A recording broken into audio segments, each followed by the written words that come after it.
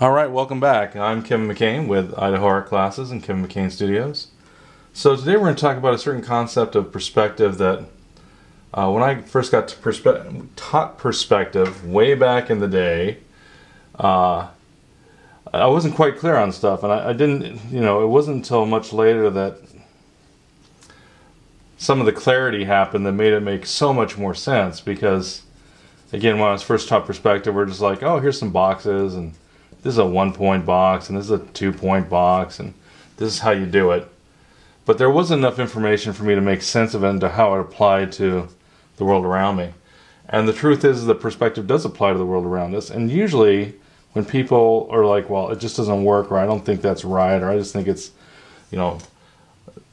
it's not something I want to deal with because I don't think it's actually going to get me to the place I want to be. Again, that's usually because of misunderstanding of how it works, or they didn't have enough substance when it was introduced to them. The instructor didn't explain it enough to make them understand that it does appeal, and that it does have appeal, that it will take you to where you want to go, and that it does actually apply to the world around us. And a lot of it, again, is because they're having just this sort of graham cracker, animal cracker, Melba toast sort of a conversation. It's so basic that you don't see it through the wider lens, how it applies to the world.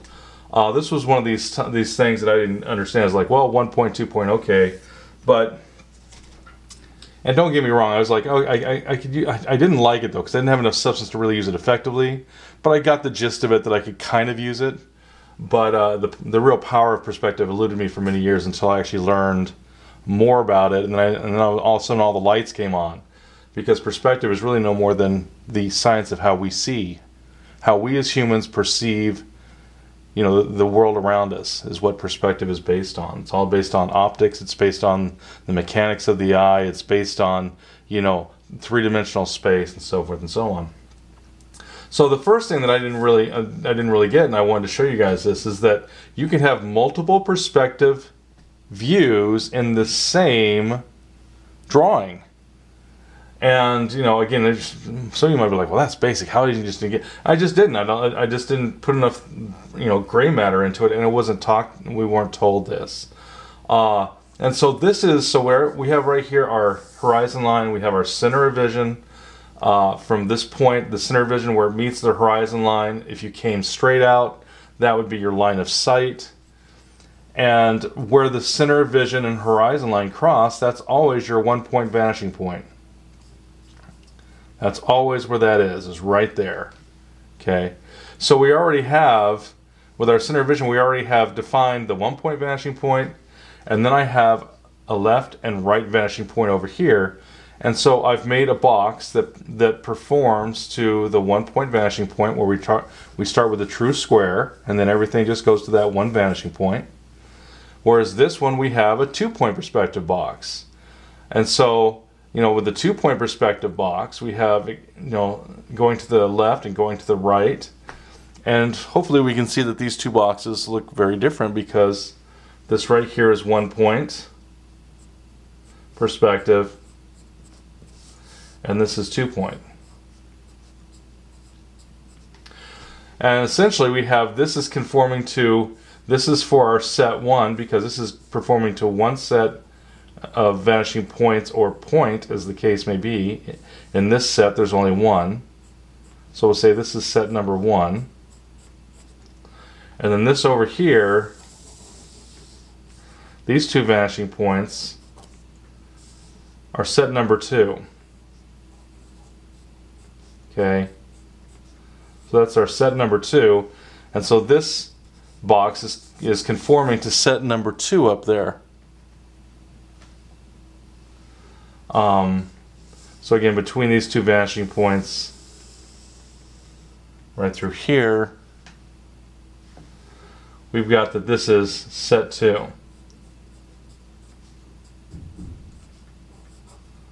Wrote that down before, but it was outside the camera. So we've got set number 2 here. Now, I have mentioned that there's only one 1 point perspective view, that's when the vanishing point hits here. If the vanishing point does not go to that point, it's a 2 point perspective. And we can have multiple 2 point perspectives. You can never have more than, unless you're dealing with 3 point or 4 point, we're only talking about the 1 point and 2 point perspective world for those of you that know a little bit more about perspective. But you can never have more than 2 vanishing points, and the vanishing points will move along the horizon line. The vanishing points are never off the vanishing points are never off the horizon line. Again, for those of you that know more advanced perspective, we're not talking about vanishing traces or anything like that. But for right now, again, our vanishing points for these boxes will always be along that horizon line. All right. And so if I had a vanishing point, if this right one moves in, the left one kicks out further. And if this, so it would go way out. And if this gets even closer, it's going to kick way, way, way out off the page. And so there's many times when we have vanishing points that are off the page. I'm going to do a third set. I'll probably put it up here so we can actually see it. Or maybe I'll put it here so there's less writing. I can put it right there. I'm going to mark 2 vanishing points. And so, pardon me, I'm going to define another set. So this right here will be another set. So this is set number 1, or pardon me, set 2. This is set number 2. And so this will be my right VP for set number 3. All right, and that means my corresponding left. Now usually I'll, just a notation is I'd come down here just like so to my center vision, and then just this is not supposed to be a station point. Again, for those of you that know perspective, that's not what we're doing here. But this is just to visualize and note that my other vanishing point, in fact, yeah, okay. And I'm doing this a little arbitrarily, but I've done enough perspective where you can do some pretty good guesstimations. So the number 3, the left VP for set number 3 is way off, way off the page going this direction. So that's left VP number 3. Okay. So then what I can do is I'm going to make now I've been using my t-square, but it's so cumbersome in this, we're not going to do that. We're going to forego the t-square for right now. So we're going to go ahead and start with a 2 point perspective. Whenever we got 2 point perspective, the top and bottom of this line goes to the right and left side. So this would go over here to the right, vanishing point, like so. This would go over to the right vanishing point, like so. Oops, needs to go down a little bit. That's better. Now for the left, again, the left is going to be way, way off. So I'm going to kind of use this to kind of gauge. Obviously, I don't have the point marked, and we're not going to talk about right now how to do diminishment guides, but that's another way we can deal with it. But I'm going to try to, I'm going to go ahead and follow this with my eye up to the horizon line, and then I'm going to try to, visualize that and point this in the same place. Is it going to be exactly? Is it going to be exact? No, but it will give us enough information that I can use it to gauge. Okay. Now, if I was doing formal perspective like this, I'd probably go the extra mile, and we'd set up what are called diminishment guides and things like that. But if I'm hand sketching it, then no, I'm gonna use guesstimations.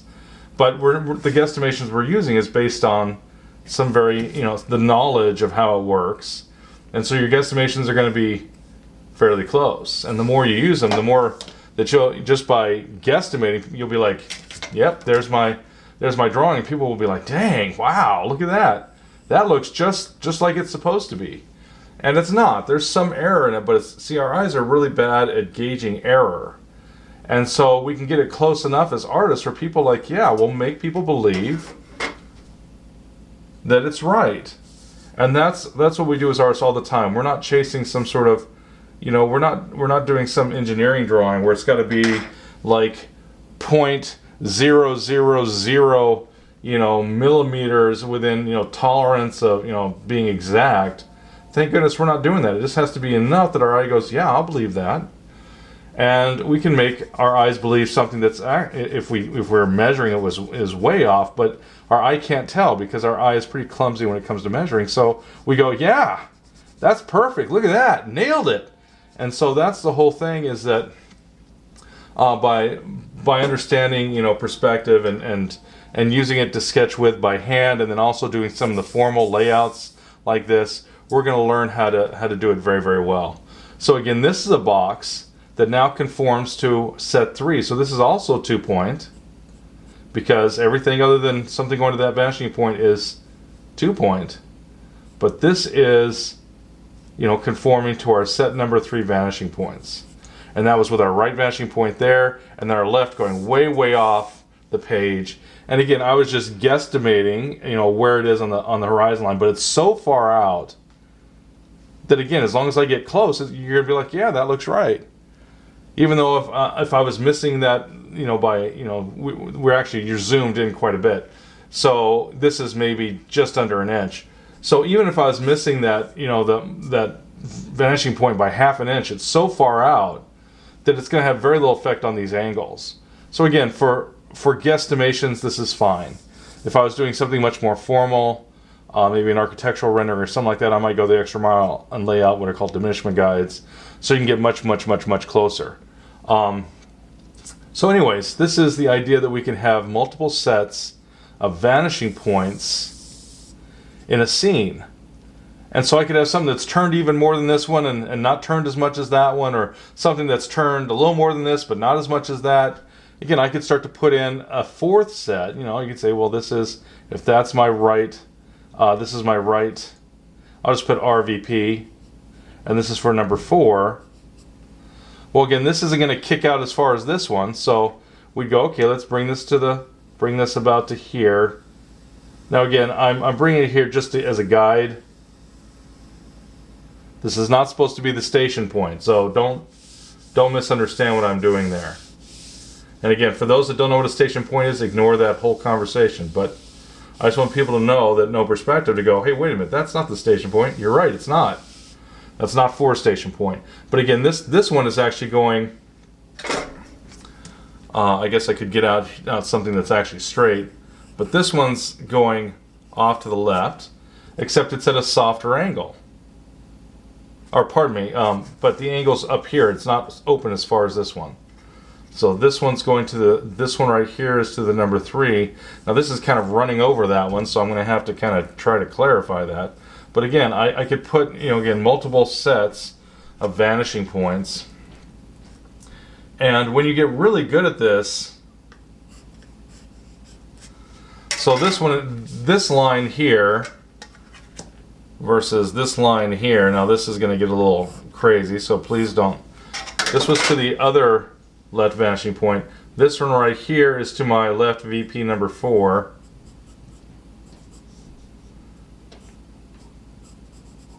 Okay, so this right here is number 4, and again, this vanishing point is closer to me than that one, because again, as this gets closer to here, it kicks out until it hits right there. It literally becomes straight. That's why all your lines you have true horizontals, because as this angle changes, as this gets closer and closer and closer and closer and closer to that 1-point vanishing point, until it actually becomes a straight line. With 1 point, it becomes all your horizontal lines becomes true horizontals.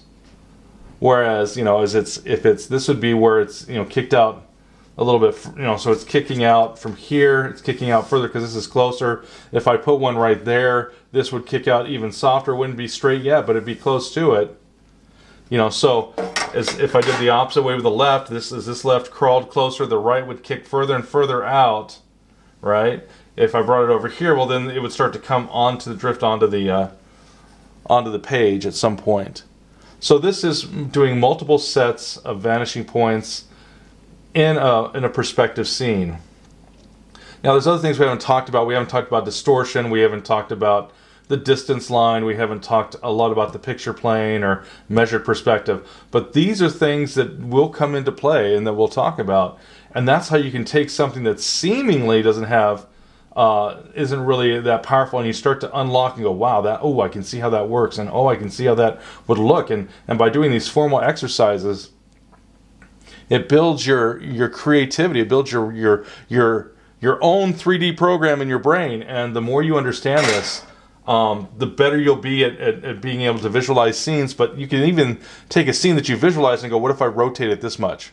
Or what if I, you start thinking of your point of view in different places going around it, just like you would in a 3D program. It's very, very powerful stuff.